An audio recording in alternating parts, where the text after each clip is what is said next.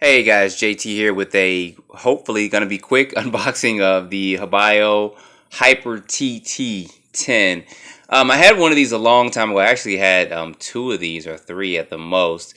But at a certain point in time, it seems like Hobao or even Ofna, can't remember how it went, was actually going to be not selling cars here in the U.S. So it was kind of like the HPI thing where they went dry for a minute and you couldn't really find parts for it. So I went ahead and decided to sell my Hyper T. But I really did miss the Hyper T that I had. I mean, it was a really good truck, and I actually ended up selling it pretty cheap and then selling the parts off. Yeah, I shot myself in the foot on that one. So, but anyway, I went ahead, excuse me, I went ahead and purchased another one. I got this from Tower Hobbies. They do sell the almost ready to run, or the 80%, as they say, put together truck, and then they do sell the ready to run one. So this one is the 80%. It doesn't even have a factory seal on it. The 80% put together one. So it's interesting to see what they've done to it over the years. This is actually something new, because before it would just be about several printout sheets. Let me see if I can turn this light on. Hopefully that'll brighten this up just a bit. This used to be just a printout sheet. You would open this up and you would have several sheets of paper that were printed simplex or on one side and just kind of stapled together. So it's good to see that they actually are putting a little bit more quality into some of the stuff they give.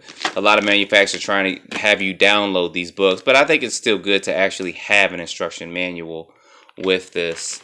The tires and wheels, if you guys saw one of my other unboxings, has changed. These are I guess a thicker pin spike than the ones that came with the other Hyper T. They were actually pin spike, but these are a lot thicker. You see the tread on there is going to be a lot thicker. So this will be okay for what it is. I probably won't run these at all, but they do come with foam, and let's try to see if, yeah, it's not a two-piece foam where the foam is actually cut somewhere. So it is one piece of foam in there. And let's see, I do have all four. Better have all four. That's good. So we'll put those to the side. Let's see what we got here. Is going to be excuse me, your wing mount. Sometimes this light does give too much of a glare. Your wing mount and your tools in there for it. They don't really give you too many tools. Allen key, 4-way wrench for your tires and wheels. And they give you a pinion gear. I think this is like a 12-tooth pinion gear in here. To really get the performance out of this truck when you run it, I do recommend, it's also going to kind of depend on the KV motor, but I do recommend a 15 or 16-tooth pinion gear. When I ran mine, I had the Traxxas and the Condas on it. I think a 15 in it or something like that. So that comes right out. That's a good thing. It's not all tie strapped down. So they left the wheels on here, which is fine and good.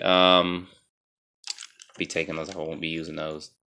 I'll probably paint the body the same as I had my other body as well, kind of that darkish yellow, because it looks nice with the black wheels I'm going to put on here.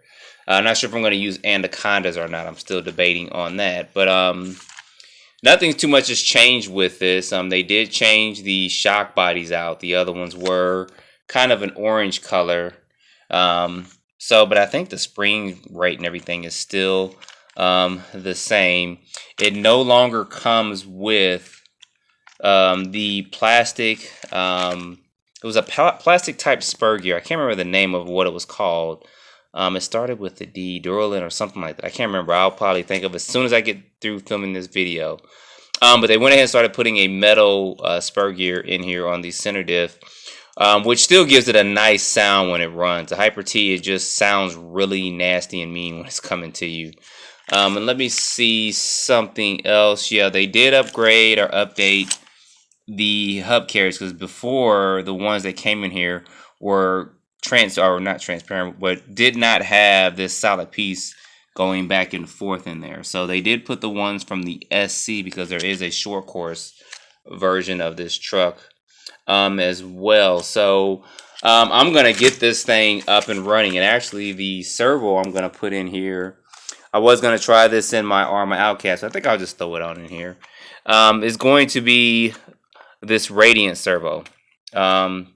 This seems to be, it's going to be fast enough. It's titanium gear, and it's got enough strength. I mean, this is going to be fine for running in here and what I'm doing. I don't think I'll need anything any faster. I think this should perform pretty well in here as well. So I'll stick to a Mamba Max Pro speed controller, and I'll probably end up doing a 4,000 kV motor with a 15-tooth pinion gear and stuff. But all that has yet to be seen. So anyway, guys, I wanted to show this to you real quick. Let you know that my baby is back home where he needs to be, in my hands. Because I love my Hyper T. I always have, always will. Start stocking up parts on this bad boy again, because this was my favorite to run. Just parts availability and all that started running scarce. So I didn't want to have something and it break, and then you're 8-10 months trying to find parts for it. I hate that. Sometimes you can find on eBay, but not every time and all the time. So anyway, guys, don't forget to like or dislike, subscribe if you have not, and stay tuned for more videos. Thanks for watching.